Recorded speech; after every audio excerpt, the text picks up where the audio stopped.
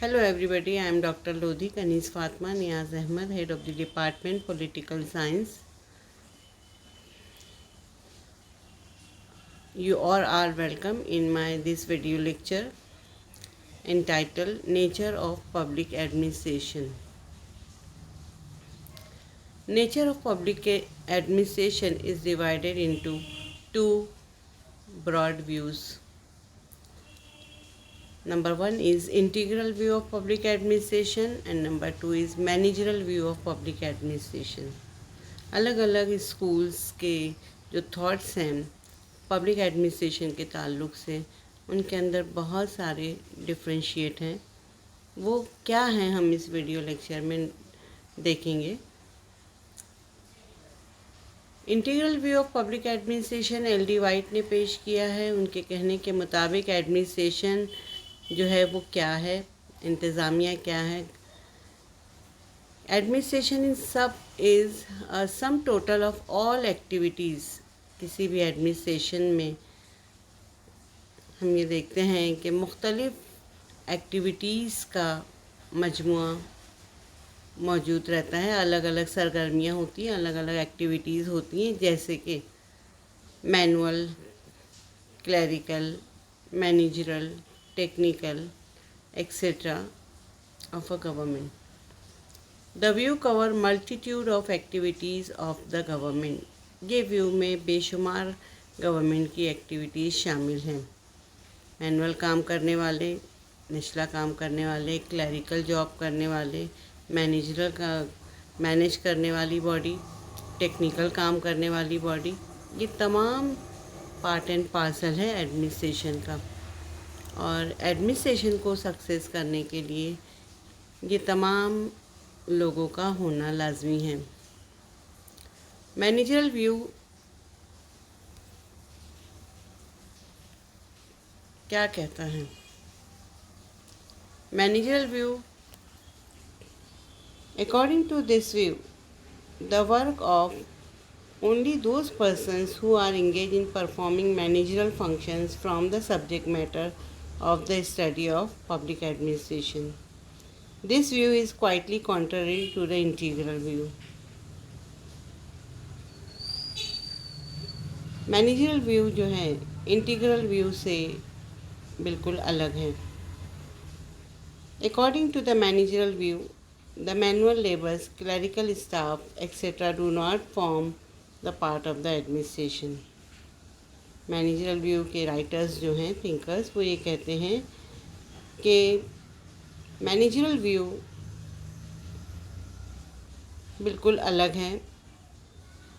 The manual labours, clerical staff do not part of the administration. उनका ये कहना है कि मैनुअल लेबर्स और क्लरिकल स्टाफ एडमिनिस्ट्रेशन का हिस्सा नहीं है, जबकि इंटीग्रल व्यू वाले कहते हैं कि नहीं, मैनुअल लेबर और क्लरिकल स्टाफ भी एडमिनिस्ट्रेशन का हिस्सा हैं। On the other hand, in integral view, even a delivery boy or a gatekeeper as a part of the administration. Integral view एक ब्रॉड व्यू रखने वालों का ग्रुप है। वो ये कहते हैं कि किसी भी ऑर्गेनाइजेशन में अगर बाहर से कोई एक छोटा बच्चा भी आ रहा है, कोई डिलीवरी करने के लिए, सपोज समझ लीजिए कि टी बॉय है, वो भी एडमिनिस्ट्रेशन का हिस्सा है। गेट कीपर जो है, जो गेट संभाल रहा है, वो भी एडमिनिस्ट्रेशन का हिस्सा है। If we take the integral view of administration, all people connected with the fulfilment of an objectives. अगर हम इंटीग्रल व्यू को गौर से देखें तो तमाम लोग कनेक्टेड है फुलफिलमेंट ऑफ ऑब्जेक्टिव्स के लिए, अदारे के मकसद को पूरा करने के लिए हर एक यूनिट का होना लाजमी है। From the part of administration, while managerial view give importance only to administrative, executive and managerial staff. लेकिन मैनेजरल व्यू को अगर हम देखें तो वो सिर्फ इम्पोर्टेंस देते हैं एडमिनिस्ट्रेटिव और एग्जीक्यूटिव और मैनेजरल स्टाफ को, जो हायर पोस्ट पर होते हैं। इससे पहले के लेक्चर में भी मैंने आपको बताया था कि किसी भी ऑर्गेनाइजेशन में हायरार्की रहती है और हायरार्की जो है on the basis of qualification होती है। ये हायरार्की में मैनुअल काम करने वाले सबसे लोअर लेवल के लोग हैं, लेकिन यहाँ पर मैनेजरल व्यू वाले जो है उनको इम्पोर्टेंस नहीं देते हैं। उनका कहना है कि एडमिनिस्ट्रेटिव, एग्जीक्यूटिव और managerial staff he part and parcel है एडमिनिस्ट्रेशन का। ये ग्रेट डिफरेंस दोनों के दरमियान है जो अभी हमने देखा। एक तीसरा व्यू है, वो है POSDCORB view of public administration. POSDCORB क्या है?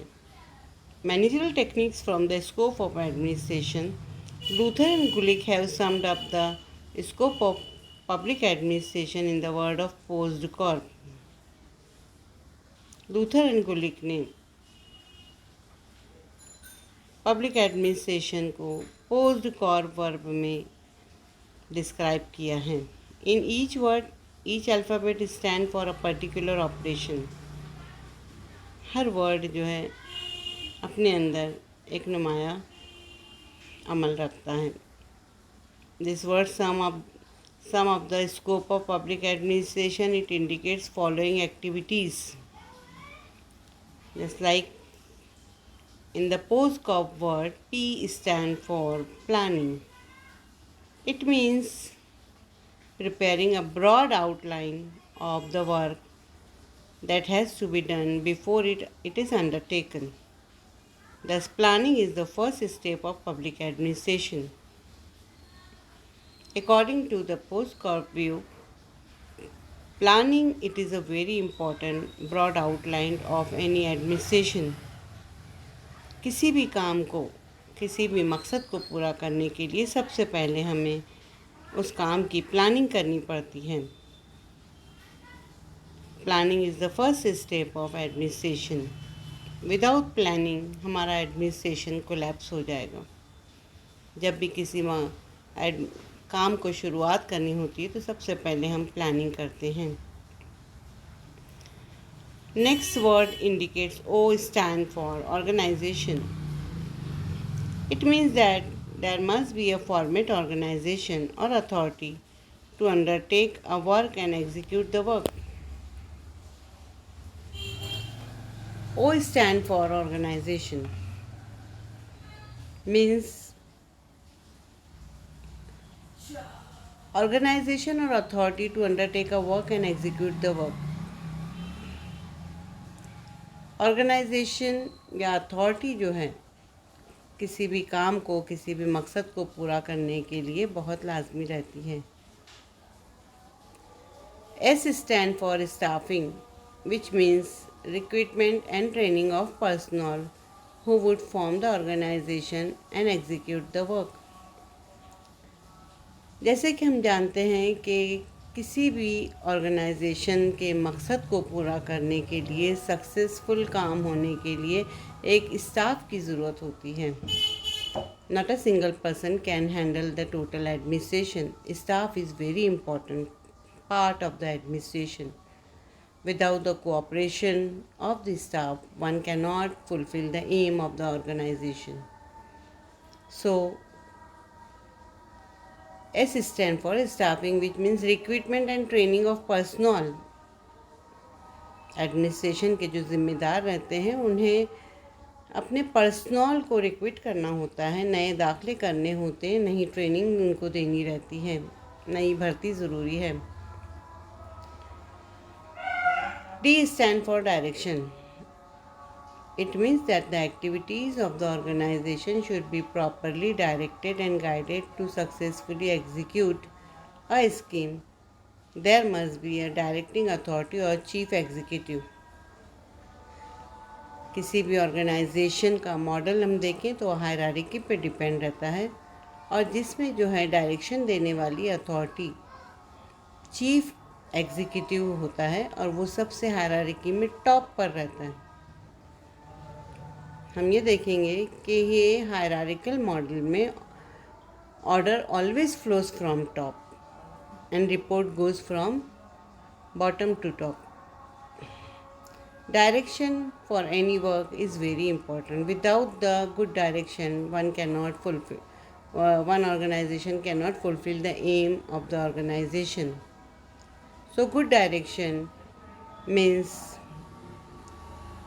the direction of the chief executive is very important for the successful organization.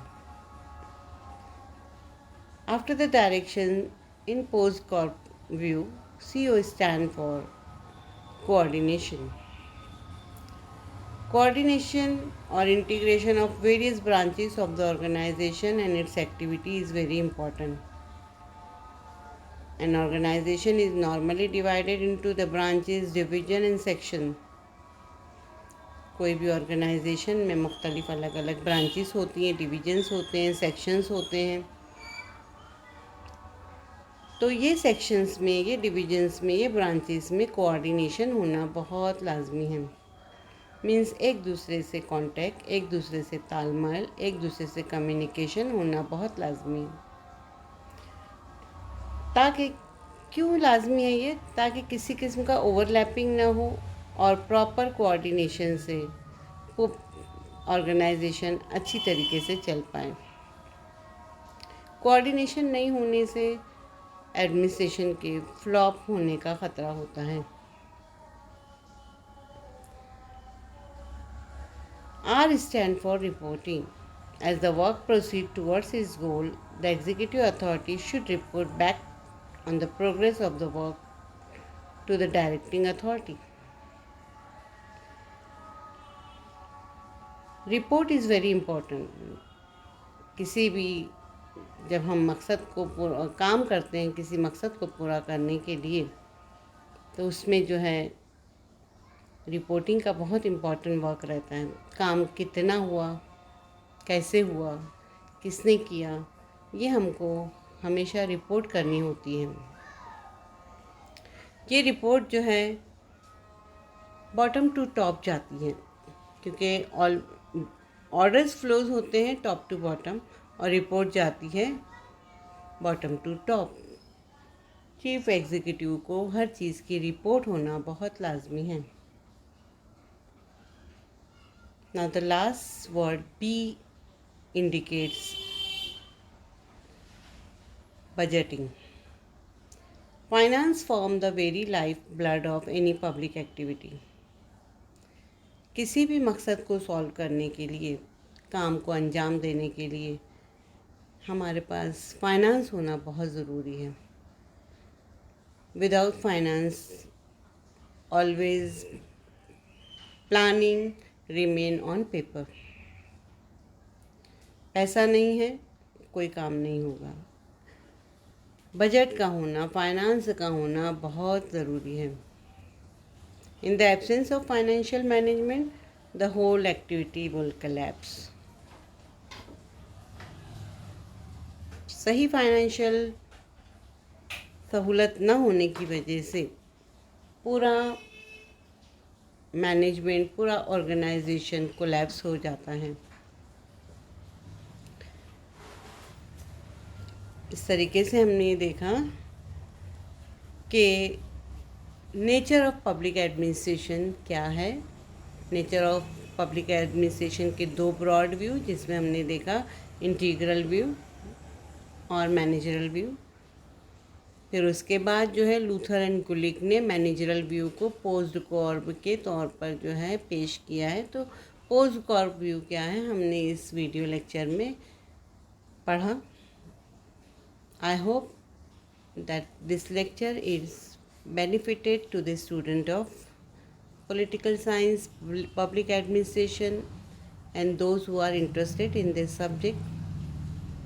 Thank you very much.